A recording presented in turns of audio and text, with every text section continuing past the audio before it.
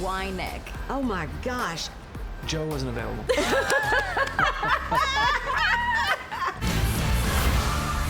Reba McEntire, Yes, Nick ma'am. Jonas, talk about a dream team. How great is it to be doing this together? So much fun.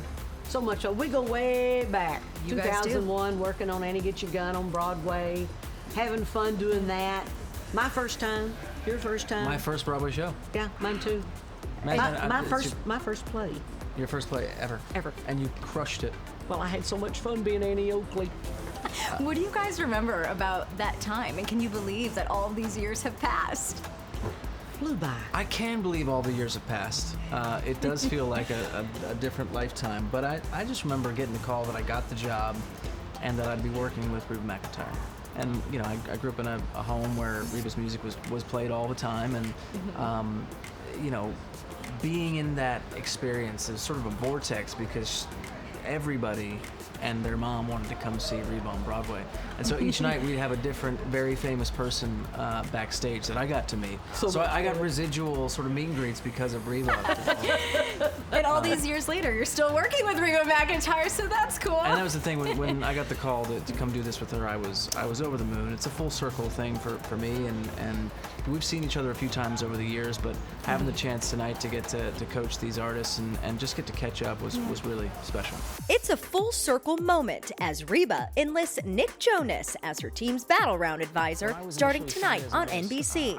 But Nick's not a newbie to The Voice. He's been a coach on 2 seasons. It took some time for us to find our rhythm together as a group, and so I think for you guys, thinking of it as a group performance, I think will help just elevate the whole I thing. agree. Totally. What is it like when the cameras aren't rolling, though? When you two are just together hanging out here, what do those conversations look like? What we did get to talk about was our time in New York and what we learned and the experience and how much fun it was, but what a lesson for both of us.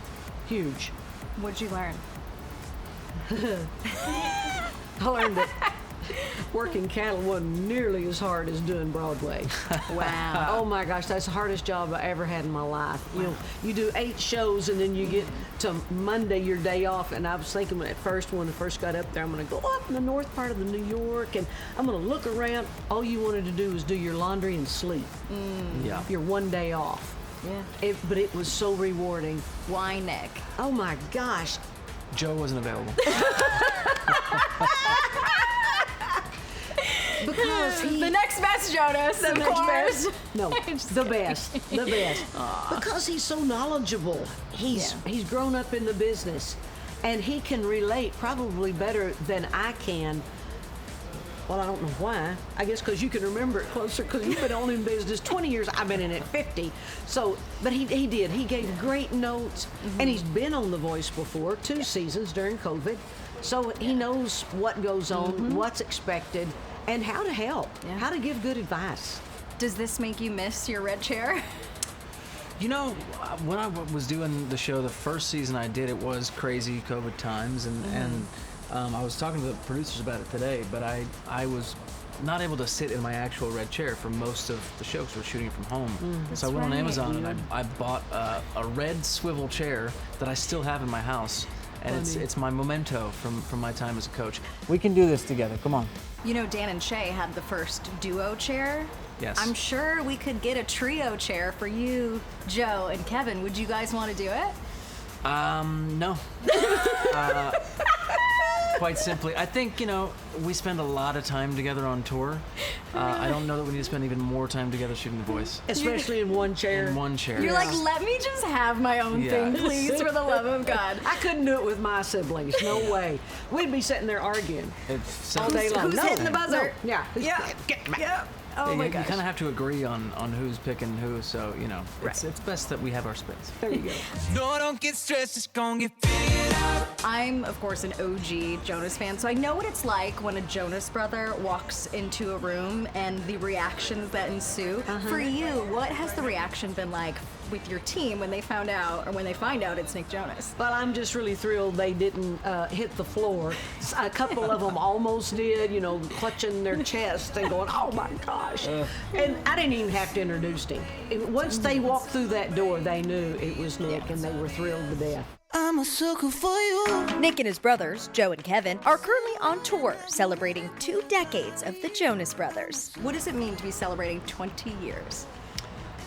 It's special to be, able to do this for as long as we have, and it's not lost on us. I think for a while there it was touch and go, and you just don't know what tomorrow's going to bring, and if people are going to continue to support you and to look up and be in a spot where our fans are more supportive than ever, and now there's sort of a multi-generational aspect to the fan base. We look out at the show, and that's all an incredible thing that we don't take for granted. We're looking forward to the next 20. I was gonna say, do you have another 20 in ya? Heck yeah. Well, I think so. Yeah. I would hope so. I mean, I'm 20 years in, but 32 years old. So there's plenty of time left to keep doing this and to stay healthy and happy. And that's the goal. You've spent a lot of time in Nashville writing, and we know Joe loves his country music as well. Could you guys ever do a country project, or would you want to? We solo just had a too? song with Rascal Flatts, which actually I wrote with Shay from Dan and Shay in Nashville last year. I love country music. It's a big part of our upbringing. Our dad raised us on a wide range of music, and I love the storytelling in country music. Oftentimes in pop music, you can't be as descriptive, or it's challenging to be as descriptive. But telling stories and there's no better genre than country music for that. Reba, what do you think about that? I think it'd be a great idea for them to do a country album. Well, And I think they might need a female vocalist in there to help out on at least one song, don't you think? she's shooting her shot. Right there! I think we should do it. Pick me, You Coach, heard it pick here. me! Give me everything, but it ain't enough. I mean, all the dreams that you both have accomplished over the decades is truly remarkable. Over the years, what is the biggest lesson you've learned to find that work-life balance, and how important it is for you? Well, I still find it to be difficult at times, and the biggest thing is probably learning how to say no. That's the And- hardest thing. Yeah, because I think we're I don't want to speak on your behalf, but I think we're aligned in that we recognize how fortunate we are to get to sing for a living and act for a living. It's very rare. So with that, you kind of feel this pressure to say, well, I have to say yes to everything. And Right. what ends up happening, though, is you get pulled away from these moments that really do matter. I was gonna say too, it's easy to say no when you have the cutest little 3-year-old waiting for you at home. Yes, indeed. We've had a nice couple weeks together as a family. Priyanka's shooting a movie right now in India, and I'm finishing Broadway and going on tour. But to have that 2-3 weeks that we had separated just to be together and have some quiet time was really, really special.